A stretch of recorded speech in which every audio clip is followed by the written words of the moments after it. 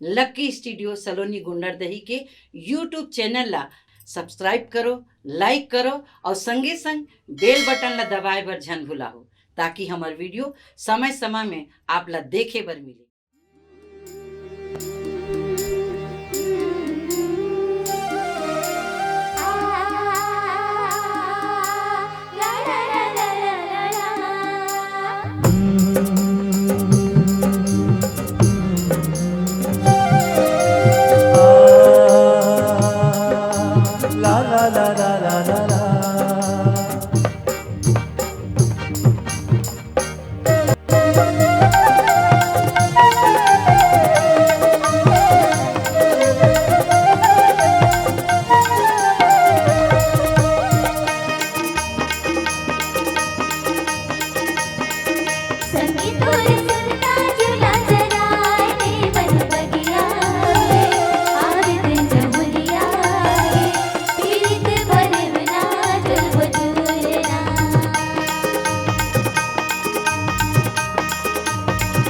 जाने ते कमाया के निशा खवाए मन बगिया में आवे ते जबुरिया रे पीरित पर ना झुलबो झूलना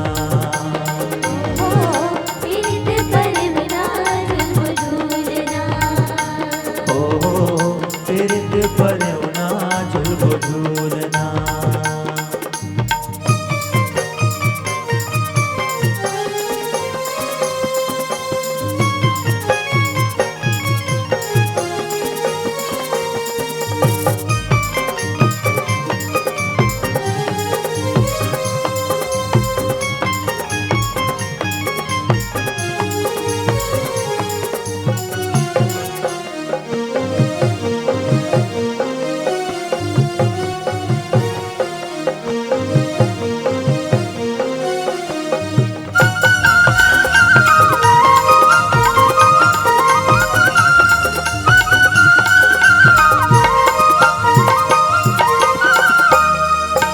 एक पेड़ है आमा 36 पेड़ जा,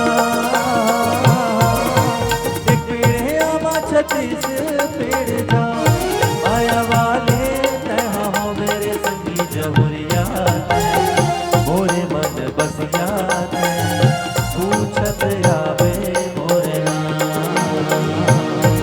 आया वाले तहा हो मेरे संगी जबुरिया मोरे मन बसिया पूछत आवे मोरे रंग रंग के सपना दिखाए बैठल तिहार मोरे बिच बगिया मोरे बयानु दानी सुवना।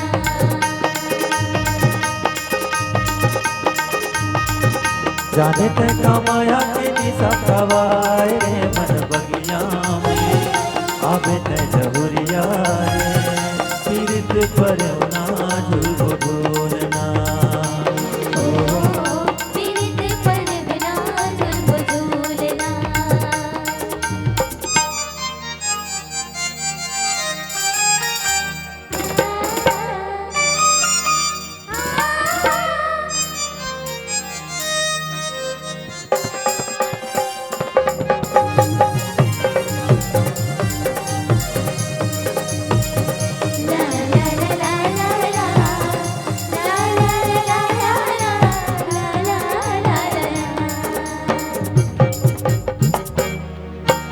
नवारे दर्जी नवारे खिलना नवारे दर्जी नवारे खिलना आज चौद के बाजारे मसंगी जबुरिया मोरे मन बसिया जरूर फिरो आज चौद के बाजारे मसंगी जबुरिया मोरे मन बसिया जरूर फिरो धन मेलना।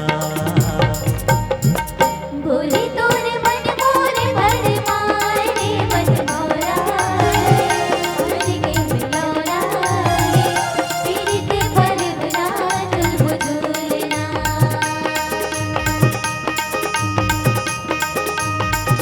जाने ते कमा